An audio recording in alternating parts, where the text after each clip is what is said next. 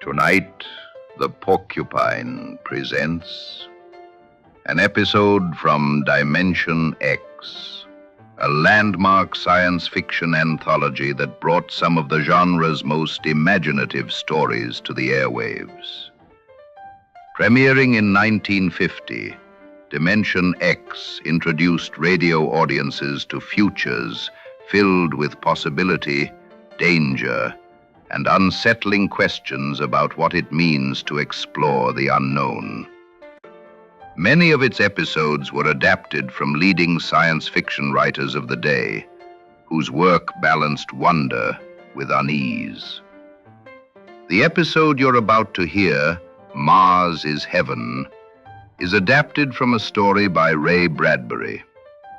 It follows a human expedition to Mars that seems, at first, to be everything explorers could hope for: familiar, welcoming, and strangely comforting. Stick around after the broadcast for commentary and trivia. For now, prepare for a journey to another world, one that feels a little closer to home than expected.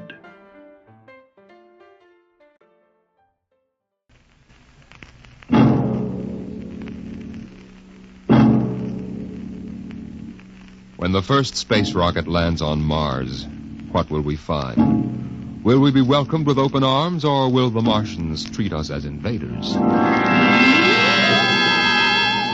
Only one thing is certain. Someday a giant metal ship will take off from Earth to travel through the black velocities, the silent gulfs of space, to descend at last into the darkness of the upper Martian atmospheres. And on that day, man will finally know the answers. The day we first land on Mars.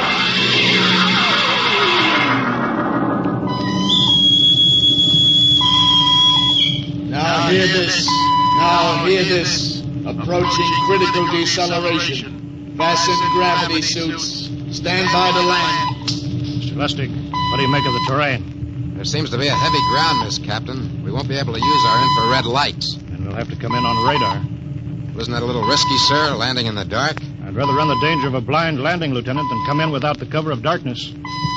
Remember, we don't know what kind of reception is waiting for us down there. Airspeed 500. Altitude now 4,000. Bridge to engine room. Stand by for deceleration. Engine room, aye. Fire forward tubes 1 and 3. Aye. Skids down. Skids, check. Altitude 500. 4. 350. 3. Up a point now. All right. Let's set her down. Look out! Cut the power. Master's pipe battle stations. Aye, sir. All secured, sir. Well, we're on Mars. April 20th, 1987. 4:33 Greenwich time. Enter that in the log, Masters. Aye, sir. Well, gentlemen, it's less than 2 hours till dawn. As soon as it's light, we'll send out a landing party. Masters, get me an all-over hookup. All set, Captain. Now hear this. Now hear this. All right, men. The smoking lamp is lit. We're 17 men on an alien world. And it's up to us whether we ever get home again. Next few hours should tell the story. And I want instant obedience to all commands. I'll court-martial the first man who doesn't jump to when he's ordered. And one other thing. We may be on Mars, but this is still a United States naval vessel. Officers will conduct a personal and weapons inspection in 1 hour. That's all. Inspection, Captain. Now? Mr. Lustig, we've got an hour and a half to sweat out before we find out what's outside that airlock. I'd rather have a man worried about his stripes about what's waiting outside on Mars.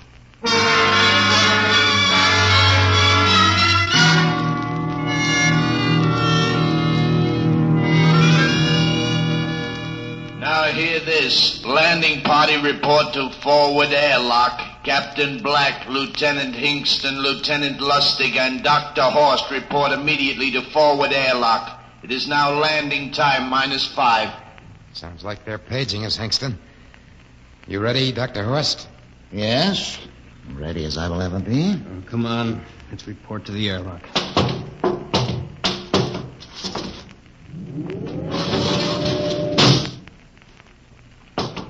Four minutes to go. Hey, where's the captain? Who knows? What difference does it make? Just want to get it over with, that's all. Has anybody got a cigarette? I think you're smoking too much, Lieutenant Lustig. Are you nervous? Lay off, will you, Horst? Wondering what's hidden outside underneath that ground mist? Very unusual planet, Mars. Why? It has an atmosphere. Wonderful thing, an atmosphere. Where you find one, you find life. You mean Martians? What do you think they'll look like? Who knows? Intelligent life can take many forms. You mean they may have green skins and eyes on stalks or something? The comic book conception is possible. Or they may have developed to a point that is far beyond us. Perhaps they have a science that can produce weapons far more dangerous than our atomic missiles. You think we may have to fight our way out? After all, we are invaders. Now hear this. Landing time -2. Landing All time right, -2. we heard this. I know what I'd like to find outside that airlock. Good old Illinois. You ever been there, Lustig? Only Chicago. Oh, you ought to see my hometown. Green lawns, big white houses. Sounds like my hometown. My grandmother used to have one of those iron deers on the lawn. Every Halloween, we'd paint it another color. One time, we painted it black and white like a Holstein cow. Where does your family live, Horst? I have no family. When I was a child, they were gassed to death in the Dachau concentration camp. That's tough. Oh, it has its advantages. I have no ties on Earth. Nothing to lose now. I imagine I'm the only one on board who is free to enjoy our present peculiar position. All right, Lustig. You can button it up now. Aye, sir. Now, gentlemen, in 1 minute we'll be the first men to set foot on Mars. Quite an honor, eh? As long as the medals are not awarded posthumously. Still uneasy, Dr. Horst? Captain Black, I've been uneasy ever since I can remember. On Earth and on Mars. Now, 30 seconds. Give me the intercom phone, Lustig. Masters? Aye, sir. Battle stations to be manned till we return. If we're not back in 2 hours, I want no rescue party sent out. Blast off and save the ship, you understand? Aye, sir. All right, gentlemen. 5 seconds. 4, 3, 2, 1. Lustig, open the outer airlock.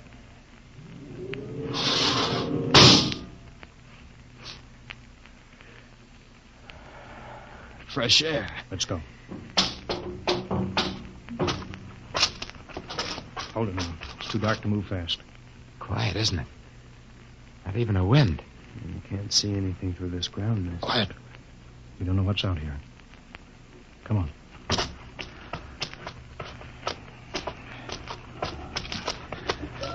What the... Quiet, Captain. I could swear that sounded like a rooster. I don't hear it anymore.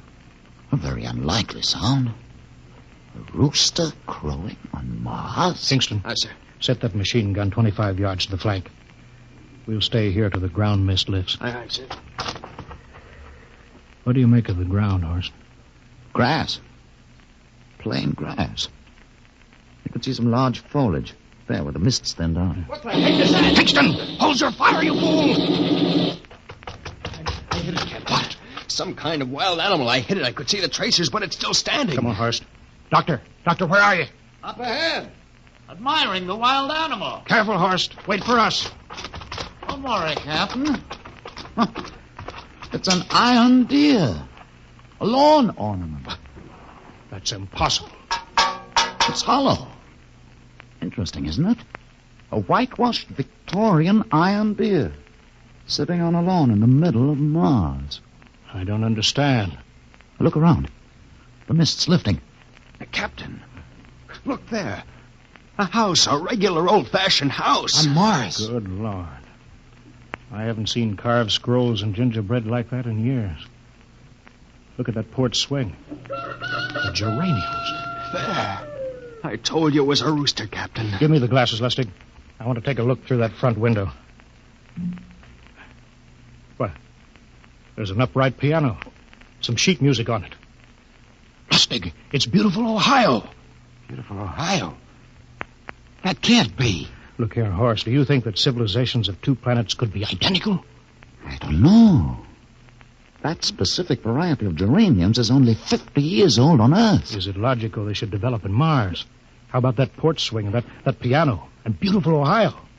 No, it's impossible. Captain Black, this looks like the town I was born in. Well, it looks like my hometown, too. I've thought of something, sir. It's the only solution. Maybe we're not the first ship to reach Mars from Earth. That's the only answer. That's impossible, Lustig. There've been space travel that couldn't be secret. Do you have any idea what ships cost, what industrial power is needed? There's got to be some logical reason. Captain, I think perhaps we might find out. A light just went on in that house. Kingston, cover that door with the machine gun. Aye, sir. Come on, Horace. You ring that doorbell. There's got to be a scientific answer to all of this.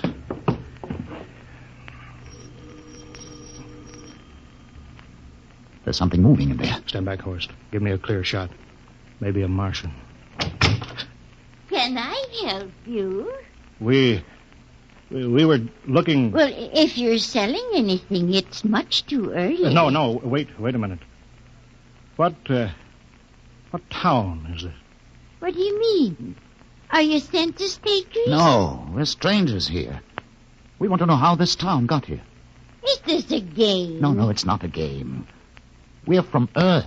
From where? From Earth. Do you mean out of the ground?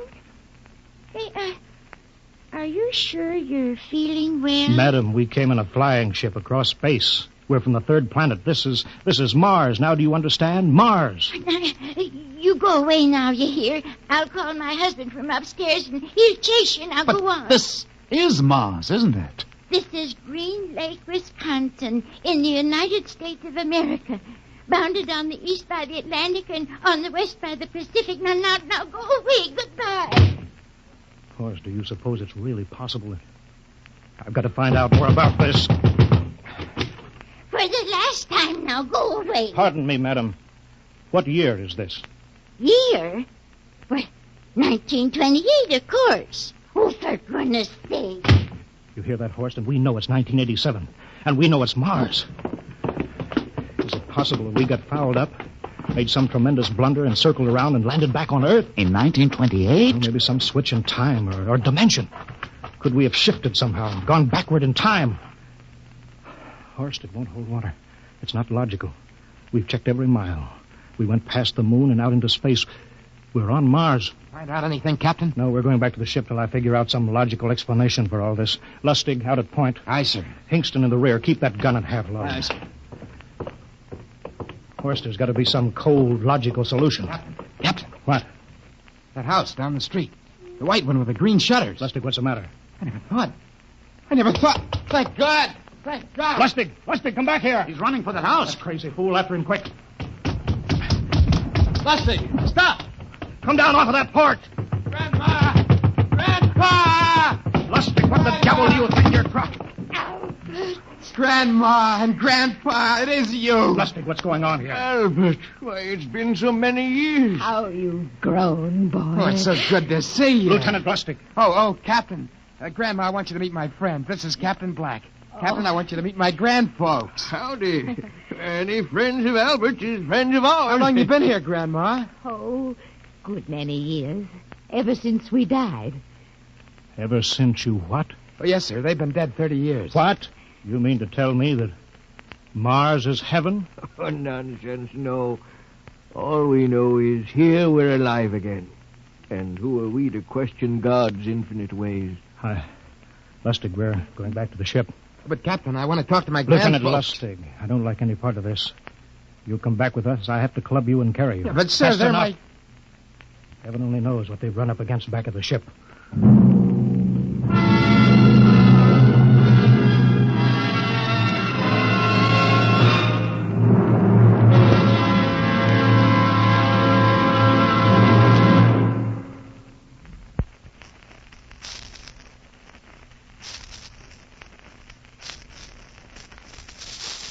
Dimension X will continue in just a moment. Well, now let's come back to Earth for a moment. And what's more appropriate than Wheaties and baseball?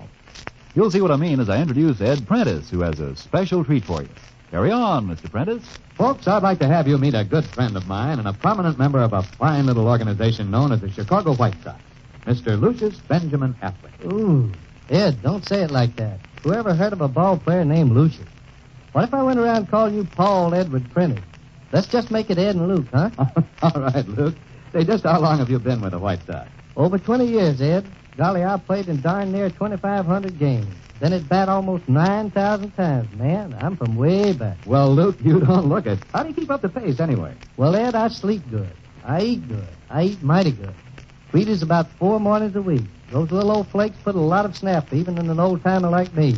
Must be because they're 100% whole wheat. I sure like Wheaties and milk and fruit. You know, Luke, that's exactly what I hear from a lot of ball players and plenty of other people, too. No wonder they call Wheaties the breakfast of champions. Well, thanks, Luke Appling and Ed Prentice.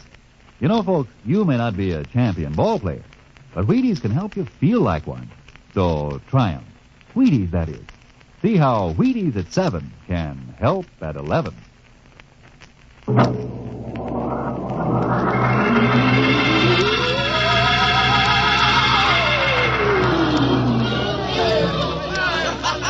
Horst, look at that crowd around the ship. Looks like we're being welcomed with a celebration, Captain. Celebration? They've abandoned ship. Every port is open. No guard set. You, Masters. Hiya, Captain. Meet my old dad. Dad, that's Captain Black, and he's not a bad guy for an officer. Of all the... Kingston. What, sir? Bring that man back. Use force if you have to. Excuse me, sir. There's my Uncle George. Kingston. I'll be right back, Captain. Uncle George. Uncle George. What the devil is Don't going... understand, sir. They've all found friends and relatives. They're all here. He's right, Captain. I've counted. The whole crew's out on the crop. But I gave orders. Definite orders. You don't understand, Captain. I understand mutiny. I don't care how many relatives show up. I'll have discipline on... Johnny! Johnny, you old son of a gun. Edward. It's you. It can't be. Of course it is. Johnny, you old son of a gun. Edward. Dr. Horst, this is my brother, Edward. How do you do? Hello. It's wonderful to see you, Edward. Look, I've got to get back to my ship. Hey, I almost forgot. Mom's waiting at home. Mom? And Dad, too. Mom, Dad are alive? Excuse me, Horst. Then you're real, Ed. Don't I feel real? How's that, huh? Ed. Hey, we've got lunch for you, Johnny. Mom's making corn fritters. Dr. Horst, haven't you found anybody? No, Captain. I have nobody. Then you come on home with me, right, Ed? Sure, you bet. Horst, you wouldn't believe it, but it's been 35 years since I had Mom's corn fritters. By George. 35 years.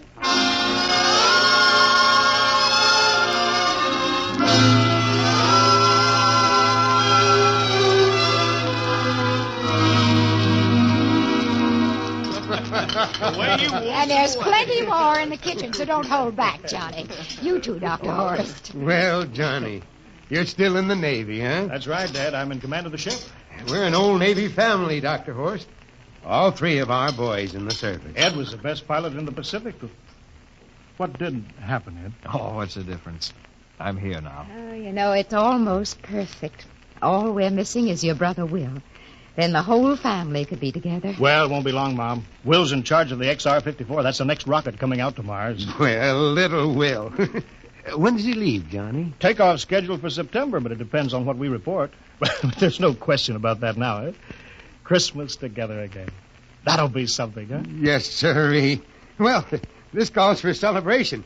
How about a little of the old dandelion wine, eh, Johnny? Now, Father, don't you go giving Johnny too much wine. Oh, he's a big boy now, Mother. Well, sir, isn't everything just fine? Just fine.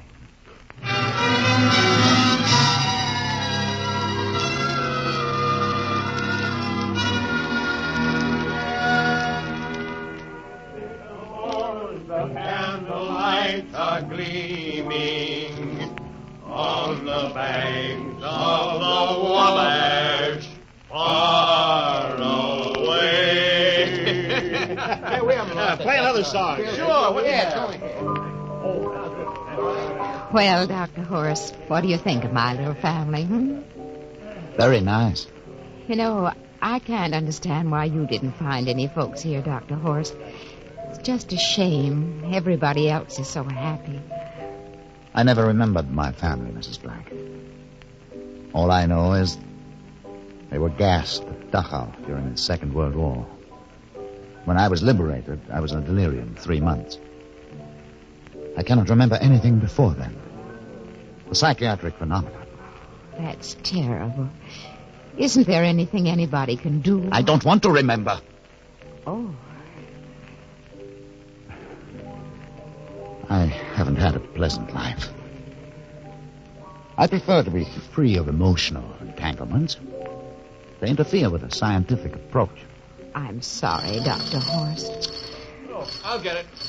Hey, that's our ring, long and 3 shorts. I remember that. Well, maybe we'd better call it a night.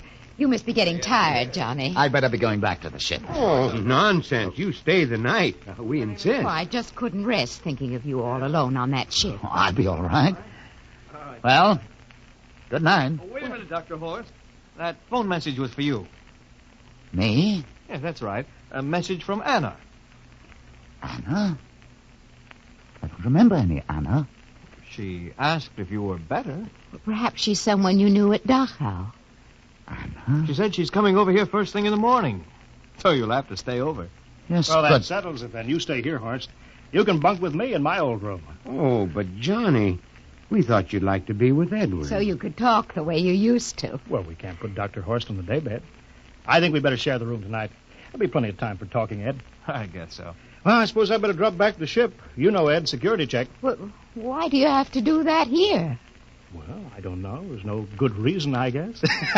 Well, I suppose we skip it tonight. Oh, sure. Well, good night, everybody. Oh, it's good to have you home, Johnny. It's good to be home, Mom.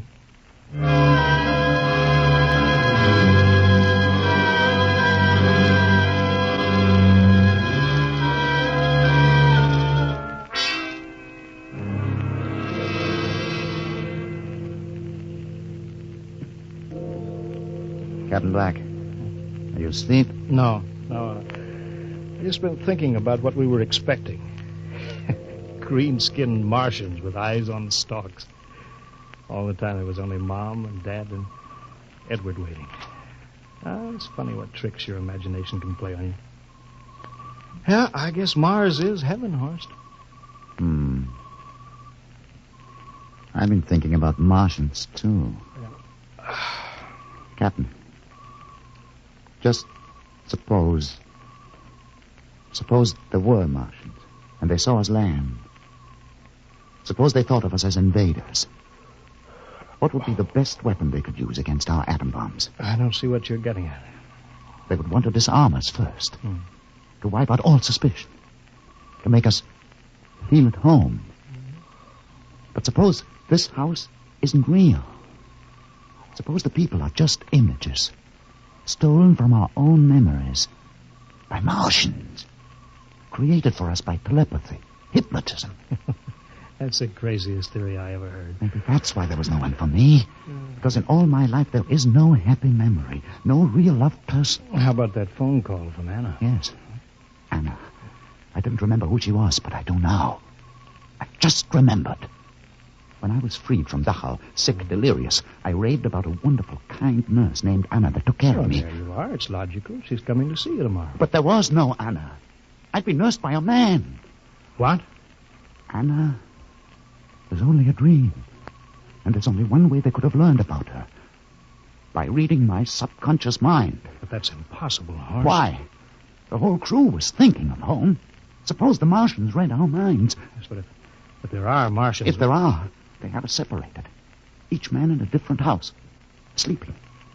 Trusting. No one at the guns. I left my pistol downstairs. Do you think there's something to this, Horst? It's a... Who would suspect his own mother? His grandparents? How easy. Just a knife in the heart of each sleeping man. It's impossible, Horst, but we've got to get back to the ship. Listen. The crickets have stopped. Come on. We don't know when they change back to whatever they really are. Where are you going, John? Ed, well, we wanted to drink of water. That's all, Ed. You're not thirsty, John. You don't want to drink. You don't want Look out! to drink. His face, it's changing! And his hands, he's a Martian! Run, horse! You can't Run! get away, John. You can't get away. This way, horse! Can't get away. Horse, where are you?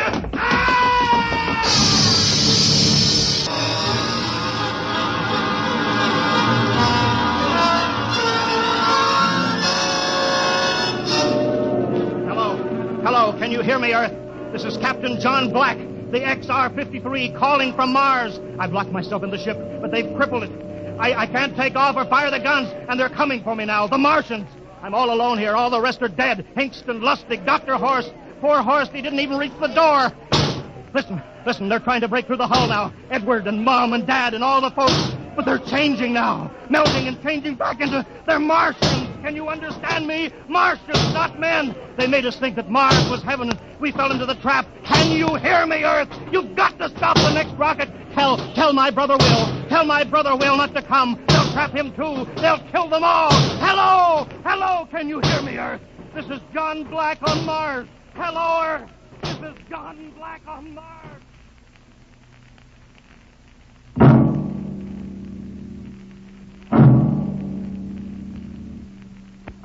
Tonight, Dimension X has presented and transcribed the Ray Bradbury story, Mars is Heaven, adapted for radio by Ernest Kenoy. Featured players were Wendell Holmes as Captain Black and Peter Capell as Dr. Horst. Your narrator, Norman Rose. Music by Albert Berman, engineer Bill Chambers. Dimension X is produced by Van Woodward and directed by Edward King. Robert Warren speaking. In a moment, we'll tell you about next week's show.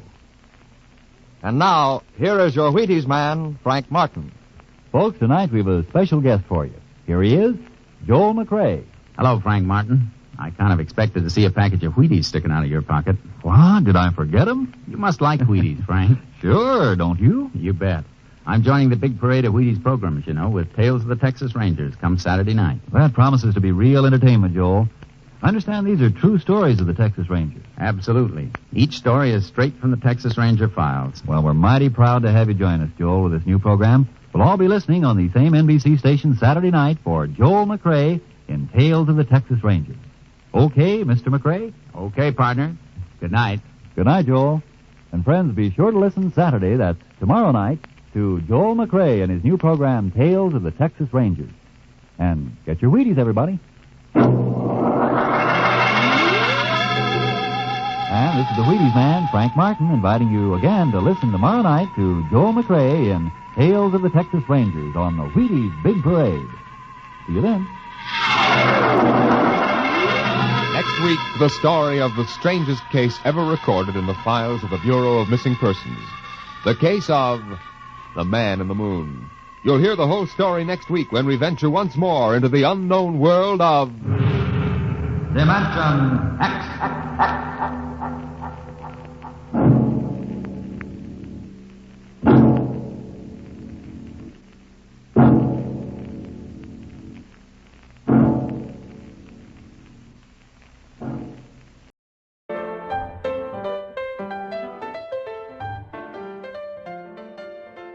You've just heard Mars is Heaven from Dimension X.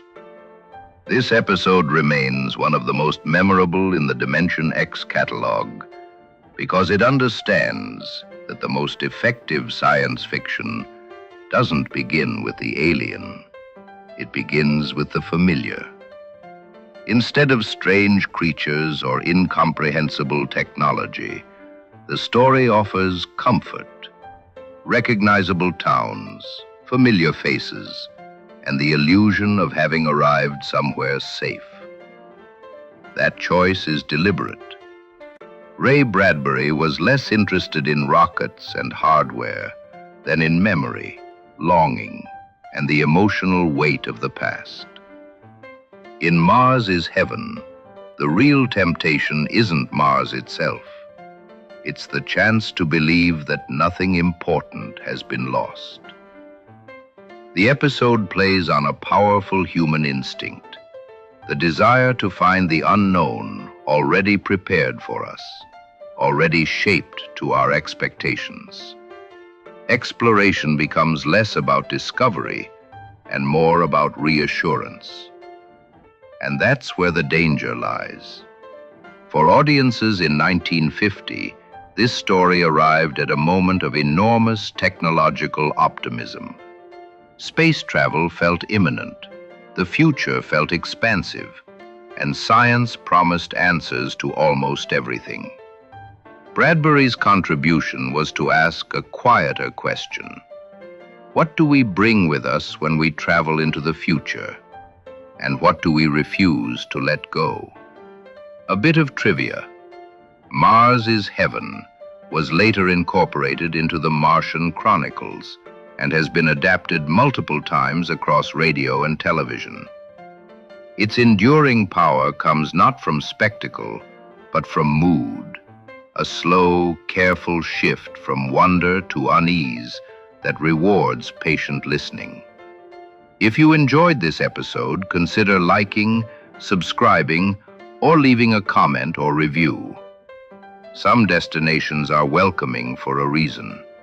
We'll be back soon with another journey from the golden age of radio, and another reminder that the future doesn't always look the way we expect it to. Until next time, this has been The Porcupine Presents.